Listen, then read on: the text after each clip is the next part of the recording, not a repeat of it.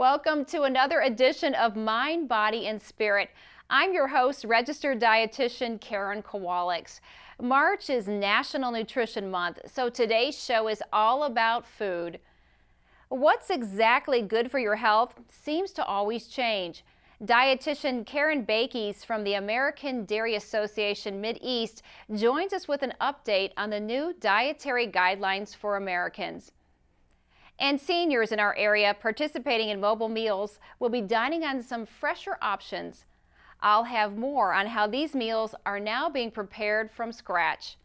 And finally, National Nutrition Month is a great time to shake things up in the kitchen. Fresh, roasted, baked, boiled, or sauteed. We're talking beets.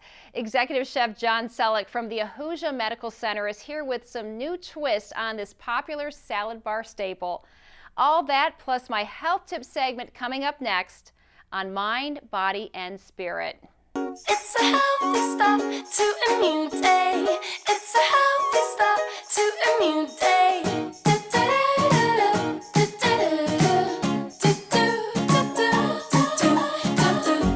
a healthy start to a new day. It's a healthy start to a new day. An update on the Dietary Guidelines for Americans has just been released. You may be familiar with this as formerly the Food Pyramid and today known as My Plate. Joining us today is registered dietitian Karen Bakies from the American Dairy Association Mideast to talk about what's new and how the recommendations influence our dairy consumption. Welcome to the program, Karen. Thank you. Great to be here. So, are there any major changes that consumers need to be aware of with these new guidelines? I think one of the biggest changes they did is they have now 3 healthy eating plans. Really the focus is for us to eat nutrition-rich foods and beverages as opposed to focusing on what we shouldn't eat. So those 3 healthy plans that we should follow is either the U.S. Healthy Eating Plan, which has been around for a number of years, the vegetarian version, because we know a lot of people are vegetarians, and then what's been added this year is the Mediterranean version, and that's based on the research over the years in terms of looking at the Mediterranean diet. How does this influence our dairy consumption? Do the servings stay the same? Interestingly enough, they did with the healthier U.S. eating plan, they are the same. It's 3 servings when you're 9 and older. It's going to be a little bit less when you're ages 4 to 8. It's going to be 2.5 servings, and then 2 to 3, it's 2 servings. And that's the same that's true with the vegetarian eating plan as well. What changes is when it comes to the Mediterranean, which is new. The research for the Mediterranean diet has only been done on adults, so the recommendations are 2 servings per day. They also do identify that if you do follow that Mediterranean diet, you will not get that needed calcium and vitamin D because of that lower number of dairy servings. But all of them are going to encourage nutrient-rich foods and beverages. Now, you mentioned the vegetarian eating pattern. What about people who are lactose intolerant or they don't like dairy products? What are their options to fulfill that requirement? Well, that's a great question. When it comes to lactose, lactose is the naturally occurring sugar or carbohydrate that's in milk. And sometimes people have difficulties digesting it. And so what they can choose to do is, there's lactose-free milk in the grocery store. It is regular cow's milk, just the lactose has been removed, so it has the same nutritional content of vitamins and minerals. Also, we find that with cheese, such as the Swiss cheese and aged cheese that I have here, that's going to be usually well accepted because it has a lower lactose content. And then also yogurt with live active cultures are much easier to digest for individuals that may have some difficulty digesting that lactose. So there's a variety of different dairy foods for individuals to choose from and still get that package of vitamins and minerals in their diet.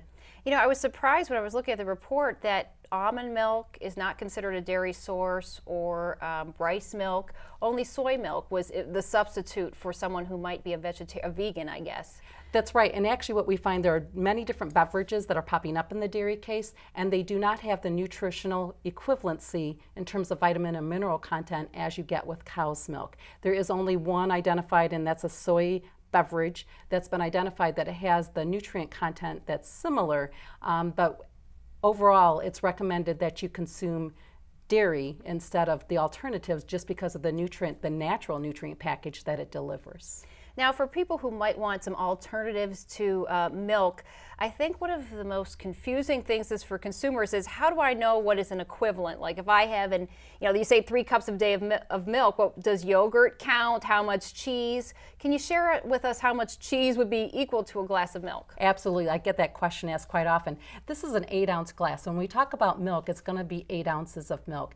And often when it comes to yogurt that's in this container right here, it's already prepackaged in the store. Most of the yogurts are 6 ounces. And so usually we say 6 to 8 ounces. This is about 7 ounces right here. So somewhere in between that is going to give you that same nutritional equivalent. What varies though, and what's different, is you look at this glass of milk and then you see these 3 pieces of cheese. Or if you want it prepackaged into a portion size, something like this. When you think about it, you take out all the fluid and you're taking the milk solids, and that's what cheese is. It's really a dense compact of all those milk solids and all of those vitamins and minerals. So the portion size is much smaller. So it's going to be about 1.5 ounces. So what I have here is a 12-ounce serving of cheese or block of cheese. So think of that you're going to get about 8 servings out of that cheese. Most time people might think it's like 3 or 4 servings, but it actually is 1.5 ounces, and it's going to be closer to that 8 to 9 servings in that package. Is the calcium the same? Absolutely, it is the same. Really? It's going to be the same amount of calcium. What varies though is I have cottage cheese over here. In Ohio, we actually are the 2nd leading production of cottage cheese in the country here in Ohio. People are surprised to know that. But it's really a good source of protein. It's not a very good source of calcium. So quite often when we talk about those 3 servings, we talk about milk, yogurt, and cheese. Cottage cheese is great for the protein, but it may not have that calcium that you're looking for that you're going to find in the other 3 dairy products. You know, when we talk about dairy products, you bring it up in conversations with friends, it's often an area of controversy. There are some misconceptions that people might have. They feel very strong about their dairy. What does the research show about consuming dairy each day? Well, actually, the health benefits. The Dietary Guidelines really specifically identified in 2010 and again here in 2015 that there are 4 nutrients we underconsume, and they're calcium, vitamin D, potassium, and fiber. So if you look at calcium, vitamin D, and potassium, dairy is the richest source of all 3 of those in just one food item.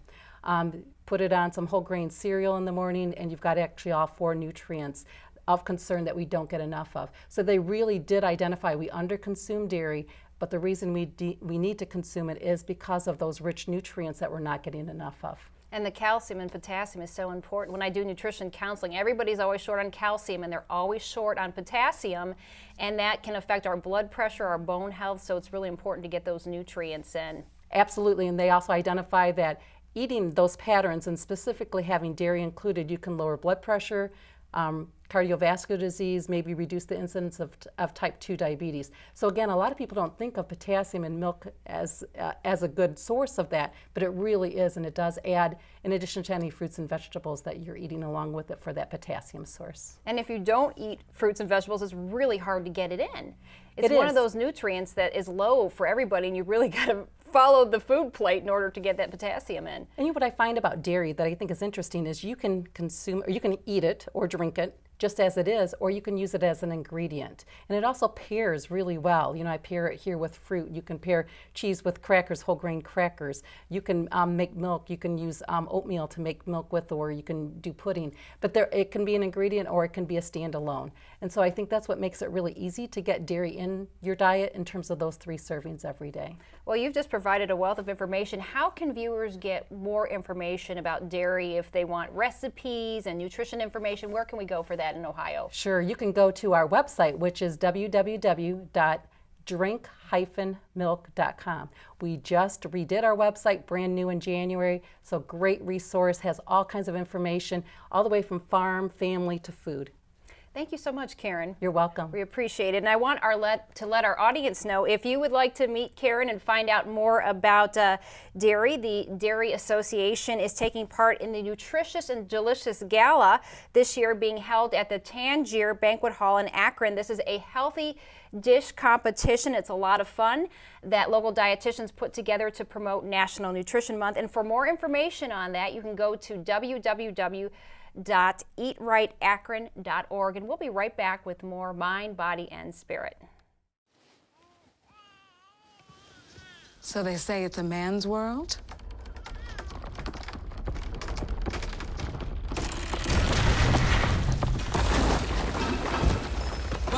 anybody's name on it. While they were out doing their thing, we slowly changed all that.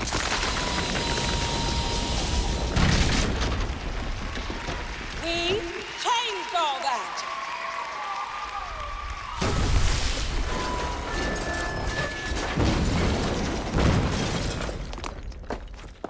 Today, women can do anything men can do. And there's one thing we're even better at.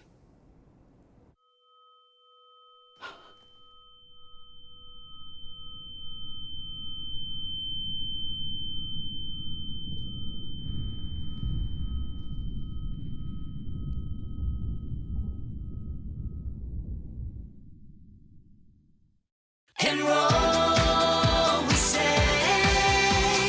We want you to be okay. Enroll, we say. Take care, people, for goodness sake. There's a plan for every budget, so don't accept defeat. Now you can get covered and still buy me treats. You take care of your pets. Now it's their turn to take care of you. Visit getcoveredamerica.org to learn about your health insurance options. Home-delivered meals prepared for seniors and shut-ins has not always had the best reputation for taste and quality. However, in our area, mobile meals on trays have recently received a makeover. What was once a menu mainly of frozen and canned items, local seniors are now receiving meals prepared with fresh ingredients. Joining us today is Executive Chef Paul Ackman from Red's Place Catering of Twinsburg, who is part of that change. And welcome to the program, Thank Paul. you for having me. How did Red's Place in Twinsburg get involved with mobile meals? We got involved really wanting to make senior meals better. We wanted to deliver something from scratch, homemade, and just deliver a fresh product every day. Now, what's your background and how did you personally get involved with making meals for seniors? Actually my background is really more of a fine dining restaurant background. I got involved with the company with Red's Catering and Innovation Foods, starting with school production meals, and we wanted to branch out and not only just deliver that great from scratch fresh meals to schools, but also to the elderly and the seniors. Now, we have to talk about this because our audience isn't here right now, but this entree you brought smells amazing. Can you tell us what this is? Sure. So today we have a seared skirt steak with a fresh chimichurri sauce and a Parmesan risotto. So it's the chimichurri sauce, which really makes the dish, is all the flavor, is fresh cilantro, parsley, garlic, red wine vinegar, and just a little bit of salt. It's really bright and fresh and brings out a lot of the flavor in the steak. This is something that mobile meals, a senior will get a meal like this? Yes, absolutely. All of our meals are very similar to this. All of it's a fresh protein, fresh starch, and then some sort of sauce that complements the dish and brings out the natural flavors of everything. You know, I'm surprised that it's almost funny that we're having a conversation that it's novel to use fresh ingredients, especially for a vulnerable population like seniors. They should always be getting the best quality. Why do you think that for many years different types of these home-delivered meals have been maybe substandard? I think a lot of it has just got to do with trying to figure a way to put a full meal together. For the seniors, you've got to have a lot of components to a dish. So you've got to have starch, you've got to have a protein, you have to have a veg, usually a fruit and some sort of juice or milk kind. And all that is very costly. So to get it all done, a lot of people, you just find the easiest way to do it. For us, it's not about that. For us, it's about providing these people with the best meal possible and doing whatever it takes to put that meal out there. Is the cost similar? Is it cost more to make a meal like this? Is it just more time intensive? I mean, it can be costly depending on the products you use. It's all about sourcing out the correct products and just putting it together in the right way, in the right fashion. So. Now, I know you're in the kitchen. Have you had a chance to see the reaction of any seniors eating the mobile meals? Unfortunately, I have not seen it, but I have gotten some great feedback. Actually, the best part of doing this so far was our first day with them. We had several compliments come back to us about how great, how flavorful everything, how tender it was. So I've gotten to hear it. I haven't actually got to see it yet. You mentioned your background is fine dining. Did you ever think you would end up in this area? I was always hoping to come back to this area. I did not necessarily think I would be in the senior meal business. I always thought I would be the fine dining steakhouse type of person, but I absolutely love it. It's great to be able to provide such a quality product for people who don't necessarily have that every day. So it's fantastic. Has it changed you at all personally? Absolutely. You know, my family and my folks are getting older, and to know, to see that we can put out a product like this, and hopefully other companies or other programs will adapt the same philosophy of putting out such a quality product. It definitely changes my opinion about what people are eating, especially our seniors, you know, that they should still have that variety of something fresh and flavorful. So absolutely changes it. What are some other ideas brewing in your head for senior meals? What can we expect in the future? We do, you know, right now we've got a lot of things on the table. We actually like to involve a lot of different culinary cuisines too. So we do some Asian dishes, some French-inspired dishes, a lot of Italian dishes. It changes. We actually do a menu every month for them, so they get the variety of every month. It gets to change for them. And if there are any seniors out there watching or loved ones of seniors who might want to connect with you, how can they reach you for more information on this program? They can go to ifsmeals.com. That's our website, and they can check us out there. Thank you so much. Thank you for really having me. I appreciate you being here, Paul. And I want to let our audience know, if you would like to sample this dish, Paul will also be a chef appearing at the Nutritious and Delicious Gala at the Tangier Banquet Hall in Akron. This is a healthy dish competition sponsored by your local dietitians to promote National Nutrition Month. And for ticket information, you can go to www.eatrightakron.org. And we'll be right back with more Mind, Body, and Spirit. Look at you. You're at the top of your game. You're unstoppable. Nothing can throw you off track. Wait, is that your car? Uh-oh. Yeah, I saw that coming. That will throw you off track. You're looking at around 10 grand in fines, legal fees, and increased insurance rates. Let's try this again. Smart move. Because buzz driving is drunk driving.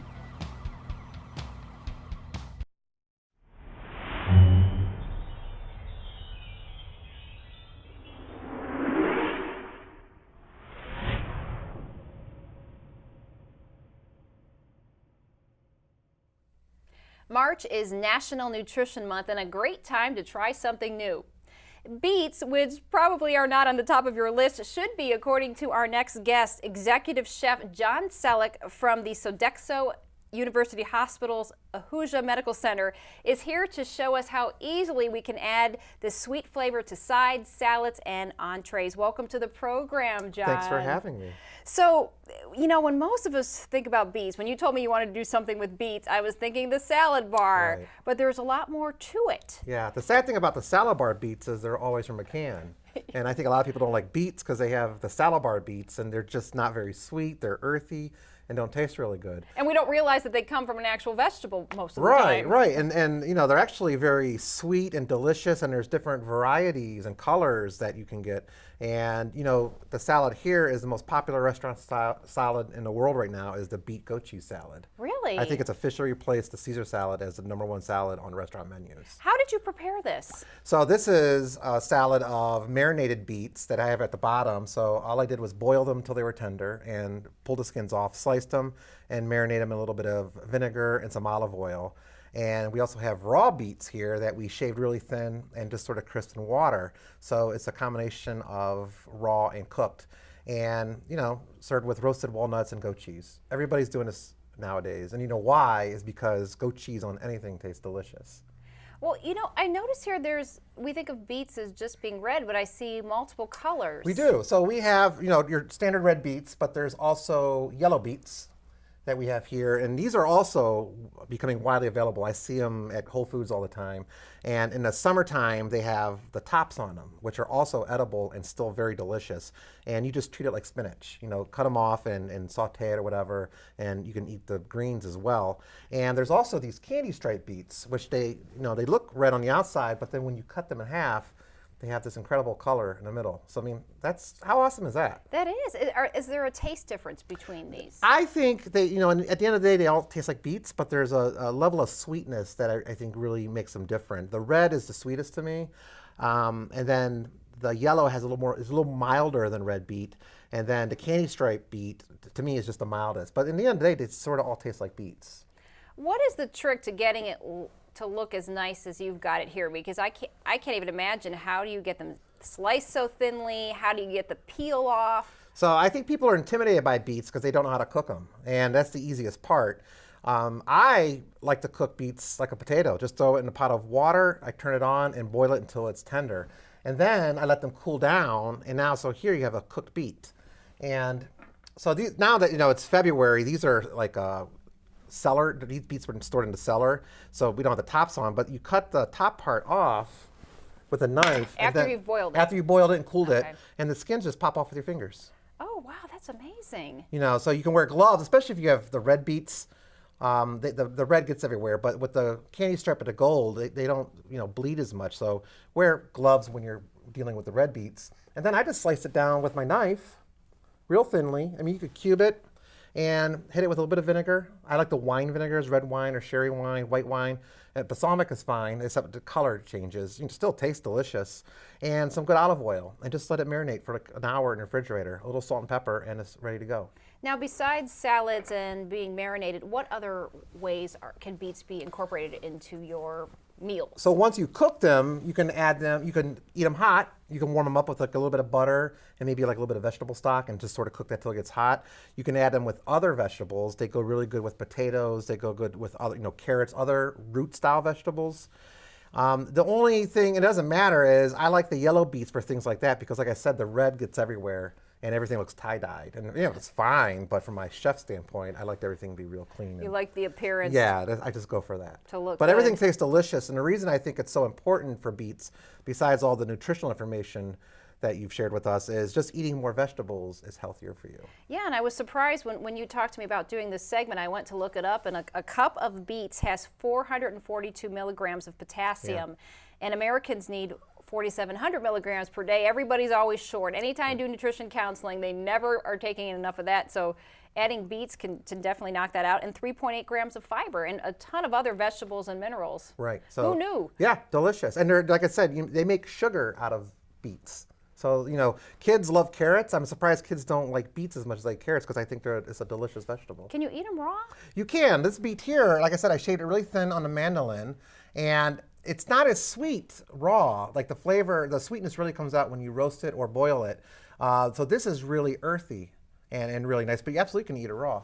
It changes the texture and everything. That's why with this salad, I did the beets 2 ways to have different textures and flavors. So we can do just everything with it. You really Saute can. it, roast it, boil it. I've made beet brownies before. I saw that on the internet. I saw that there were after we talked about this, 31 different ways to use beets. I was shocked. Yeah. So it's a very versatile vegetable and delicious on top of it. And beautiful. The color is great. Yes. How can people reach you if they want more information or just want to stop down and try some of your food? I am the full-time chef at the Ahuja Medical Center, so I'm there Monday through Friday, sometimes weekends.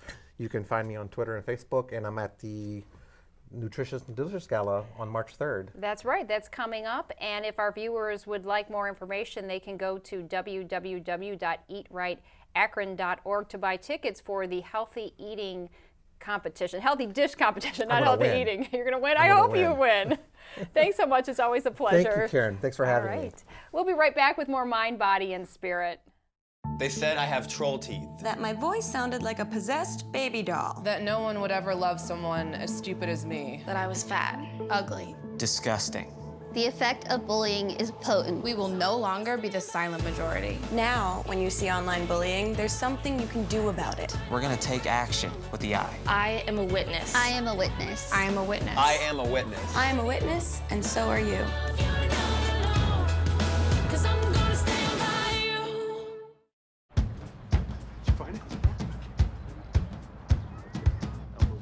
You taught him how to hit a baseball. Just like that. Say hi! How to hit a receiver. Nice. The strike zone. The net. You taught him how to hit the upper corner.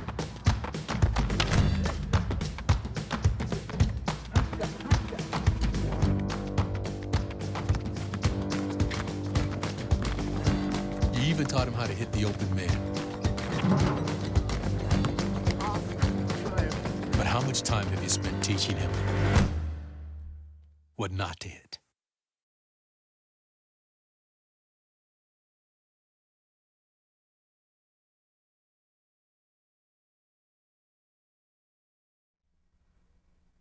Welcome back. In today's health tips segment, I thought I would talk about the Dietary Guidelines for Americans, which have just been released. An update occurs every 5 years and changes are made based on nutrition research. The goal of the guidelines is to provide the public with a healthy eating plan that will hopefully prevent obesity and ward off chronic illnesses. You probably best know the dietary guidelines via choosemyplate.gov. This is a report that is used to create that website and those recommendations.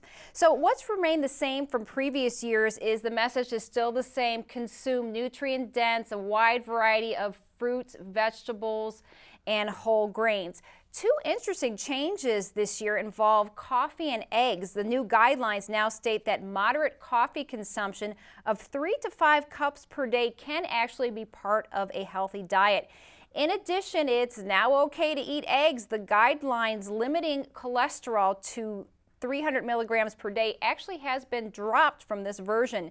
An egg, incidentally, contains about 213 milligrams per egg of cholesterol. So now it's okay to go beyond that 300 milligram limit. Cholesterol is no longer considered a nutrient of concern.